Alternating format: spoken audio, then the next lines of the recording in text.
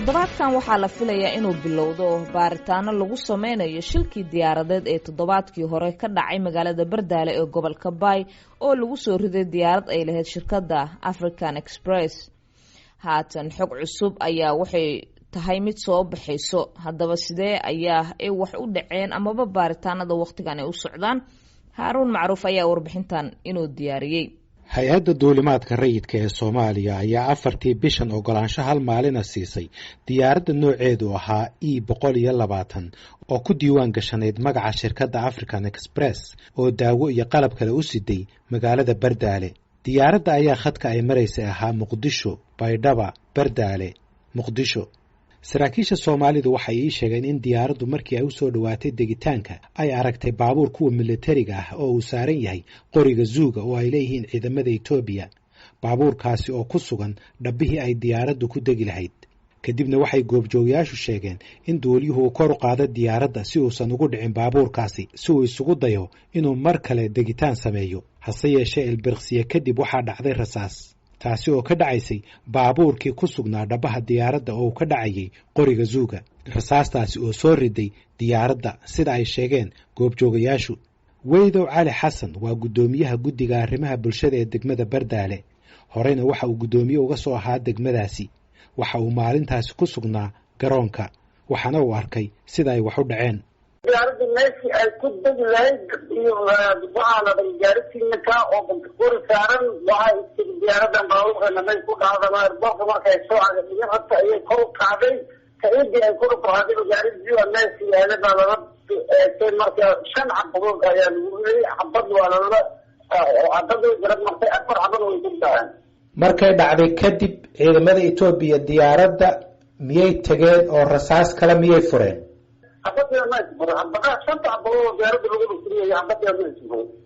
diyaaradda markii ugu horeysay ee ay timaado Bardaale miyay ahayd diyaaraddaasi?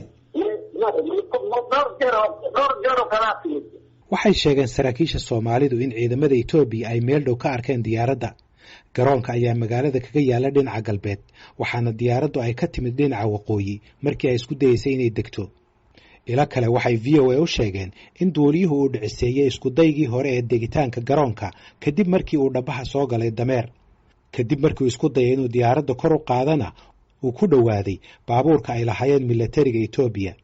hase yeeshee Weydow Cali Xasan oo goobta ku sugnaa isagu waxa uu sheegay inuusan arkin dameer soo galay dhabaha diyaaradda.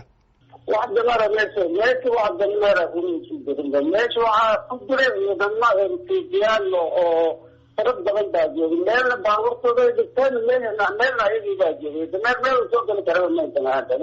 ciidamada toogashada geystay waa kuwa Itoobiya sida ay sheegeen saraakiisha Soomaalida oo isugu jira kuwa deegaanka, wasiiro iyo weliba kuwa dhinaca gaadiidka hawada ah. saldhigga Bardaale ee ay ku sugan yihiin ciidamada AMISOM ee ka socda dalka Itoobiya waxaa sidoo kale ku sugan ciidamo ka socda Itoobiya oo aan ka mid ahayn kuwa AMISOM. 2 sargaal oo mid yahay diblomaasi oo aan la hadlayna waxay ii sheegeen in askariga riday rasaasta uu ka tirsanaa ciidamada Itoobiya ee aan ka midka ahayn kuwa AMISOM. ila wareed kale waxay ii sheegtay in askarigaas uu ka mid ahaa ciidamo Itoobiyaana oo Bardaale soo gaadhay 20 bari ka hor. waxay sheegeen in kolonyada uu la socday askarigaasi ay muddo dheer ku soo jireen dhaxda iyaga oo soo lugeynayay. xilliga diyaaraddu ay ku soo dhawaatana ay gashay cabsi ah inay diyaaraddu doonaysay inay duqayso. arrintaasina waxaa lagu caddeeyey dukumentiyo lagu baahiyey warbaahinta hase yeeshee AMISOM aysan si rasmi ah u xaqiijin jiritaankooda. diyaaraddu halis miyay ku ahayd ciidanka Itoobiya iyo baabuurka Zuuga?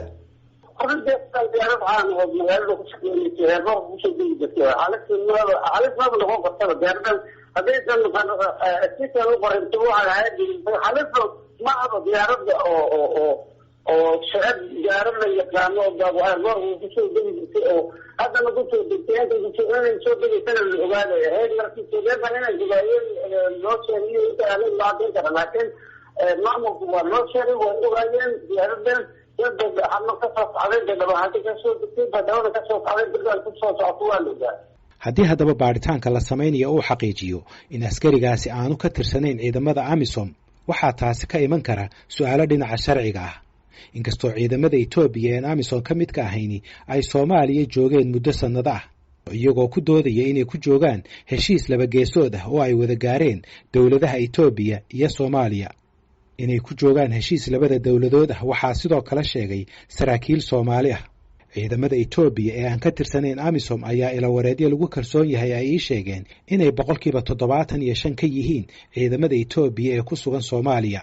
Bardaale waxay ka mid tahay 3 magaalo oo ay wada joogaan ciidamo Itoobiyaan oo isugu jira kuwa ka tirsan AMISOM iyo kuwa aan ka tirsanayn.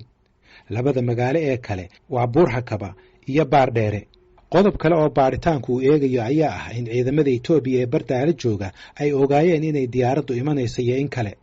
Mas'uuliyiinta Soomaalidu waxay ku doodayaan in ciidamada Itoobiya ee jooga Baydhabo ay ahayd inay u sheegaan ciidamadooda jooga Bardaale oo uu wada xukumo taliye kaliya. Saraakiisha Soomaalidu ma hubaan inay taasi sameeyeen ciidamada Itoobiya. Waxayse saraakiisha Soomaalidu hubaan inay u sheegeen saraakiishooda ku sugan magaalada Bardaale ee Soomaalida ah. Waa kan Weydo Cali Xasan oo sheegay inuu ka warqabay imaatinka diyaaraddaasi. والله إذا ما يتوقع يلا نسوي الجديد ما في حد يقدر لكن ما هو والله فرصة ما هو وقع يا رب يتوقع والله لو نسوي الجديد ترتب الزيارة ويشتغل جهات الزيارة شكل تفني وحشة لا ربهم شيء. waxaa lagu wadaa inuu dhaco baaritaan 3 geesood ah oo ay sameynayaan khubaro ka kala socota Soomaaliya, Kenya iyo Itoobiya. iyadoo sanduuqa madow iyo kan codka duuba ay weli ku jiraan diyaaradda.